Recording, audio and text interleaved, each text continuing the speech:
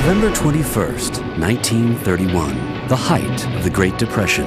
In the midst of traditional entertainment, a small, struggling studio would introduce the world to a name that would forever be associated with fear. The studio was Universal, and the name was Frankenstein. It's alive! It's alive! When unknown actor Boris Karloff made his unforgettable entrance, the terrifying face of Frankenstein's monster etched itself into world consciousness forever. The movie gave birth to the American horror film, and for the next 2 decades, the great icons of terror made their way onto the silver screen. One by one, they came to life through the combined imaginations of filmmakers, actors, and a single man whose makeup skills and artistic versatility would literally create universal monsters. His name was Jack Pierce. He's probably one of the most important people in the history of monster movies, and yet also at the same time, he's one of the most unknown people. He refined what you could do, where it made a remarkable change in what the audience was getting and what, indeed, the audience came to expect. This one guy created a stable of, amazing characters. Jack Pierce's Frankenstein, to me, is the only Frankenstein. That's like the defining moment for a makeup artist. Yeah, he created the Frankenstein monster. He created the Bride of Frankenstein. He created the Wolfman. He created the different mummies. He really created some of the greatest screen characters ever. In the makeup field, he's considered the father of the Universal monster.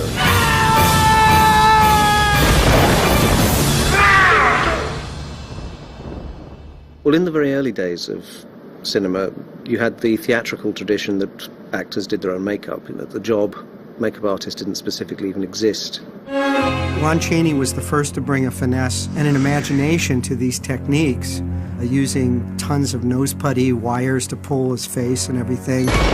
I'm amazed when I see the makeups that Lon Chaney Sr. did at the time that they were doing them. The Phantom of the Opera that he did still hasn't been topped in any Phantom of the Opera makeup. Jack Pierce looked at this and said, wow, with simple materials, this guy could do great stuff. That's where I'm headed. And that's what he did. The makeup that really brought Jack Pierce to the attention of Carl Laemmle and Universal was his 1926 makeup in a movie called The Monkey Talks. Even today, when you look at it, it's a really brilliant makeup. It rivals anything that John Chambers did in Planet of the Apes. But then he came back and he did The Man Who Laughs at Universal in 1928. And Pierce created this amazing, ghoulish, freaky kind of makeup. It became so iconographic that it became the inspiration for the Joker, the most popular and well-known villain in all of comic books. And apparently Pierce was taken under Carl Laemmle's wing to head up the Universal makeup department. Because he was the head of Universal makeup, he would be involved in all the films Universal were turning out in the 1930s and early 40s. He isn't losing sight of the fact that he is a makeup artist, and that means making up everybody.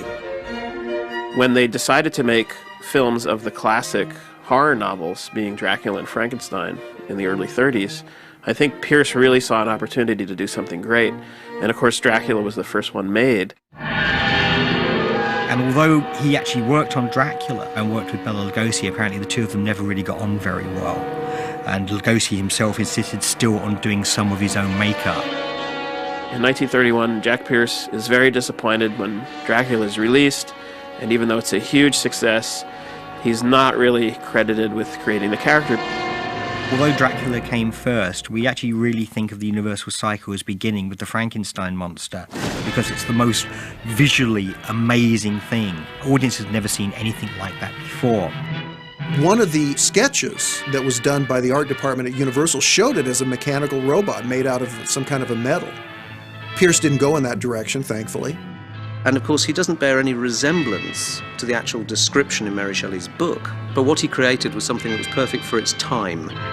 Karloff had just a great face for it, especially in the original film when he was a starving actor and he was very gaunt and cadaverous looking. After work at night, he and Karloff would devise the makeup. During that time, which was about a 3-week stretch, they tested different things. They tried all sorts of little quirky things and then settled upon one thing, and then that was the look for the character. There were no prosthetic rubber pieces that were stuck on. This was started from scratch every time Karloff sat in the chair. Jack Pierce surrounded himself with reference books on medicine, criminology, electronics, all these things. He looked at hundreds of pictures of criminals and determined that there's a criminal look. And Pierce emphasized that look in this movie.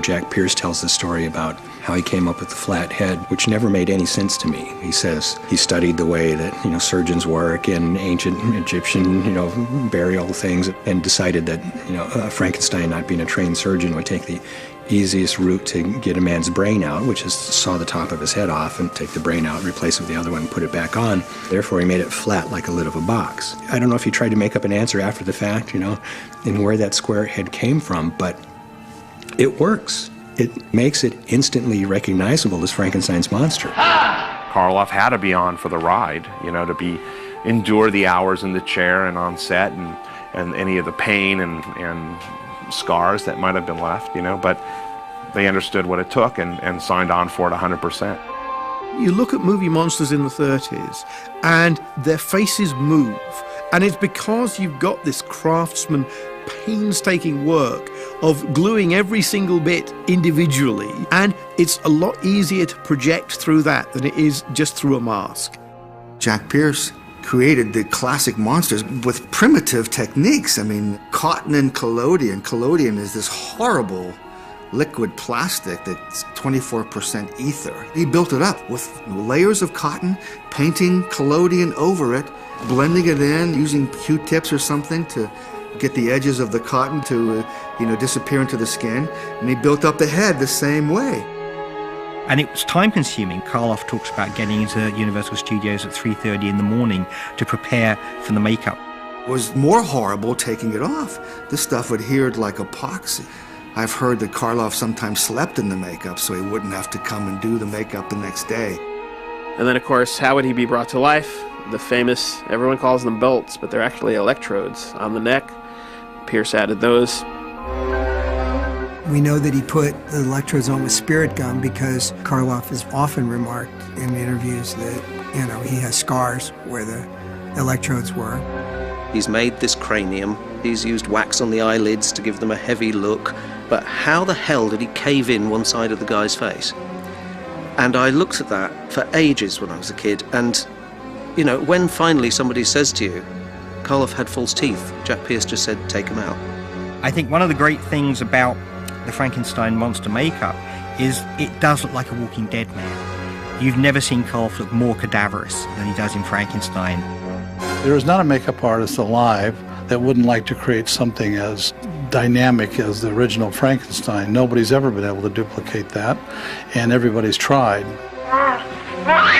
It's quite telling that Boris Karloff, many years later, would always credit Pierce as the man who created the Frankenstein monster.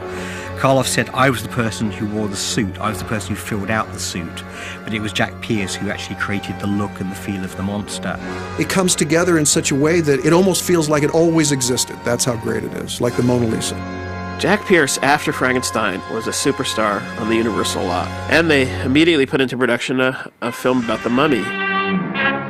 When you look at the opening scenes in that film of Karloff coming back from the tomb, wrapped in the bandages, and you can actually see the little globules of earth and dust and stuff that Pierce meticulously painted into those bandages. It is just probably the best mummy ever. We basically cooked the linen so that it would have a very aged and fragile feeling to it, and he wrapped it around vertically, horizontally, and diagonally around Boris Karloff. He literally spends hours getting him into this, so much so that he has to sort of be wheeled around. Pierce did the whole makeup, top of his head to bottom of his feet, and it took 8 hours. And considering he's on screen so little, that image is massively iconic. One of the great moments in the history of cinema. It looks real because, in effect, it is. When I was a kid, seeing the mummy and then knowing that that's the same guy that was Frankenstein was like one of those, wait, how did he look like Frankenstein and now he looks like a mummy? Karl Freund rather undershoots the mummy. I think he was given probably a better job than he was expecting. You can tell that the mummy makeup will do all sorts of things that it's not required to do. But then he goes one step further, and suddenly you have Karloff in this incredible old age makeup, where you really can believe he's 3,000 years old. And I think probably it's the Ardath Meyer makeup that I always think of Pierce's greatest moment. That's a stretch and stipple technique that we still use today, where you stretch a section of the skin and you put latex on it, you dry it and let it go, and it contracts into a bunch of wrinkles. I did the exact same thing to Scott Reiniger in Dawn of the Dead. You know, that was a Jack Pierce mummy makeup on the Scott Reiniger zombie. We've seen many mummy movies since the original, and to me, nothing's as effective as what he did. It's almost like, you know, with all the tools of the trade, you know, we've lost some of the magic because we can do anything, and I think with his limitations, he created stuff that, you know, obviously withstood the test of time.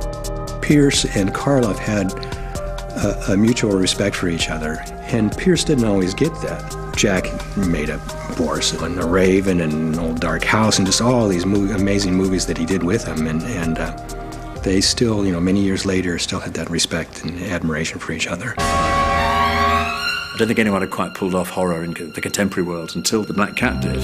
What I find interesting about the makeup is this sort of fierce, logical, geometric character.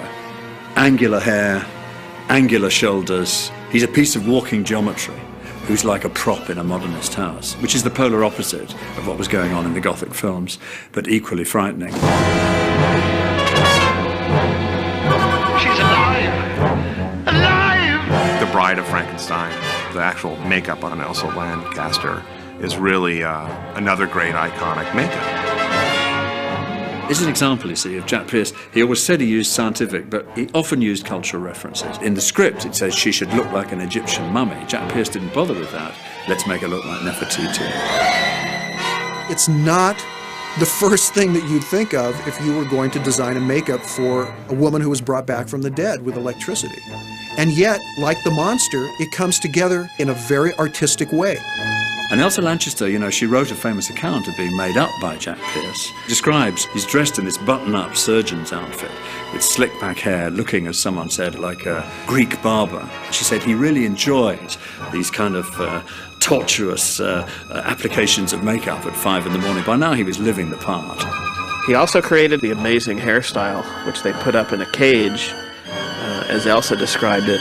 And the only hint that this is a corpse is the stitching around her jaw, which James Whale wisely features in the low-angle shots. A lot of people don't ever even realize that Frankenstein went through incarnations of makeup stages from movie to movie. The transition of the makeup from Frankenstein to Bride of Frankenstein, where the hair's singed back a little bit more and you see a little bit more of his forehead.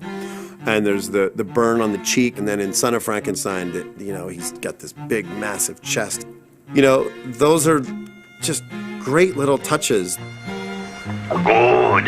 Makeups that work on one person won't necessarily work on another.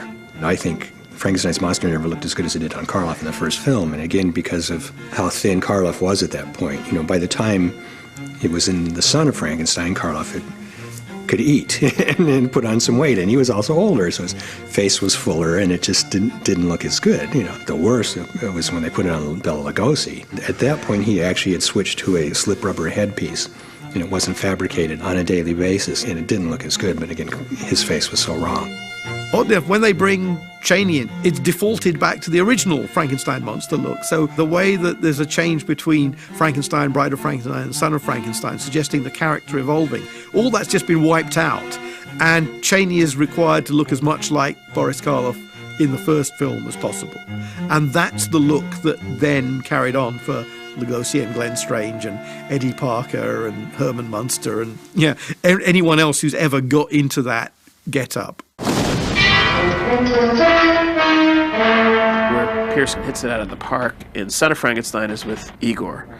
And Igor, for my money, is probably Lugosi's second greatest screen character of all time. And it's fantastic, and such a great marriage of actor and makeup artist. Igor has a broken neck, so Pierce created a rubber appliance that had a broken sort of bone in the neck, and that was strapped onto Bela Lugosi's neck, and apparently it was secured with some kind of band under his arm. And then a beard was applied around that with yak's hair, Jack Pierce's favorite kind of hair.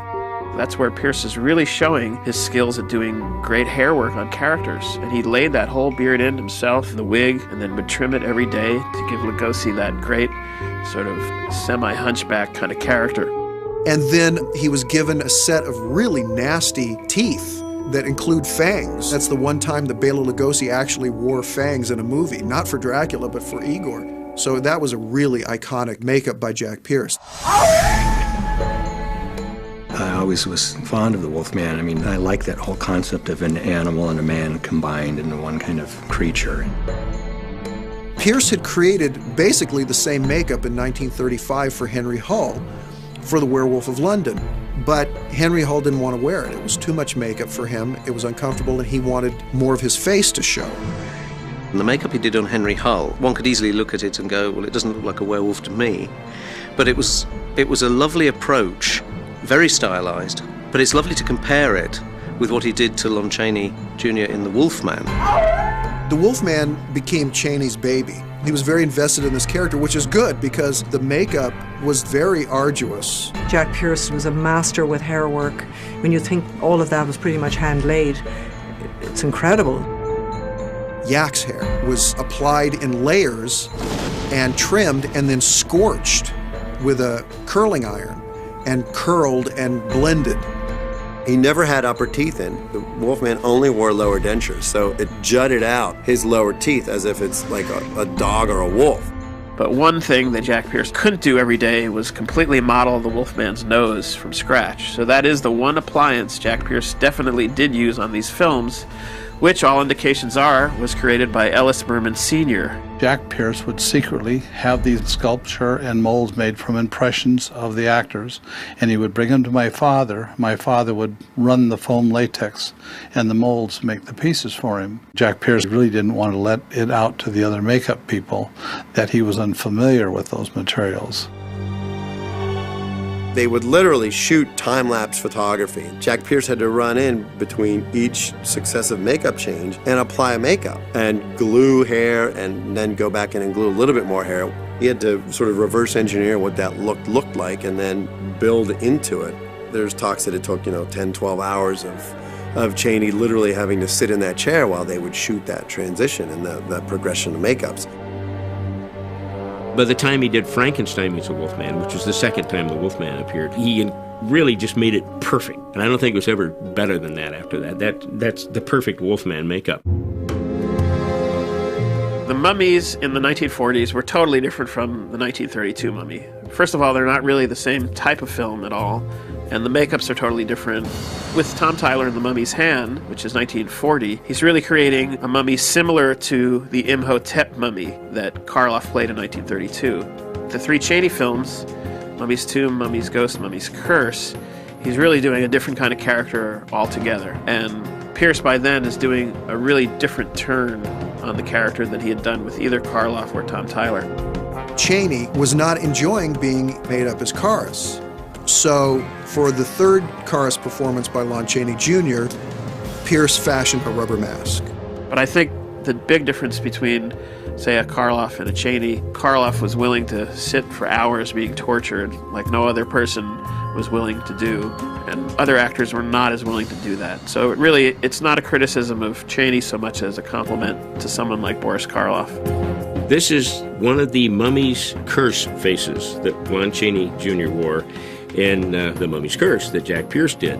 Now, Jack gave me this around 1963, and it's just simple latex. So he did use rubber, even though he said he didn't. Now, he didn't use appliance rubber. That's what he was really talking about, but this is rubber. And, you can see all the wrinkles and, all the stuff in here, and you can see all the detail that's in this mask. But it's one of my favorite things in the world. And as far as I know Rick Baker, a lot of people have checked on this, and I think this is the only surviving piece of Jack's work now. Check the mega voltage. 25,000. In the mid-1940s, Universal was looking at ways of saving money and making as much money as they could from their monsters. And so they started churning out House of Dracula and House of Frankenstein. And suddenly Pierce had to work on 3 or 4 monsters in one movie. Jack Pierce had to make a Frankenstein monster from Glenn Strange, do the Wolfman on Lon Chaney Jr., and create a Dracula makeup for John Carradine. And there was a lot of pressure on Jack Pierce to accommodate the actors and, of course, the production company. It was takes too much time to do cotton and collodion. One can easily imagine actors who have been through a 12-hour makeup might well, the next time they come back, beg, is there any way you can reduce the time, or can you use something that's less corrosive? And unfortunately, Jack Pierce had never signed a contract with the studio and had been there 19 years as the department head by 1947, and he was let go in favor of a new breed of younger people who could get things done faster and quicker. Jack Pierce is a guy who, at the time, he did his thing, he did it better than anybody, and he knew no other way, and the industry changed. He did all the Frankenstein movies except Abbott and Costello Meets Frankenstein. In that film, Bud Westmore brought in the masks and basically used the over-the-head rubber mask approach to all the monsters. And you can see the difference. The makeups do not stand up anywhere near as well as when Pierce was doing them. Then that was a whole new start of, how makeup and prosthetics and specialty characters were going to be handled for the future. When Jack Pierce left Universal, he did independent movies, he worked a lot in television, then he ended up doing B films. He ended up gluing monofilament to Mr. Ed's lip, it's like, that's terrible. To my knowledge, he was even asked back to Universal in an underling position in the Bud Westmore era, but declined it. One of the sad things about Jack Pierce was that at the end of his career, he was forgotten. He died in the mid-60s in near poverty, in near isolation. Nobody remembered who he was. Nobody really cared who he was. I think at his funeral, somebody told me that there were, 4 or 5 people when he passed away. For somebody who was so inspirational to so many, very few people showed up. Time had marched on. The horror film had marched on. It's not like those movies were forgotten, but Jack Pierce was kind of forgotten. Took us about 4 hours in the morning. Put the Frankenstein face and the head on, Boris. And nearly an hour to take it off. The whole outfit weighed about 35 pounds. Yeah, you know who that is, Boris. One of the leading makeup artists in motion pictures who flew down here from Angels Camp, California, where he's working on the Ransom Broidy production Bullwhip. Your very good friend, Jack Pierce.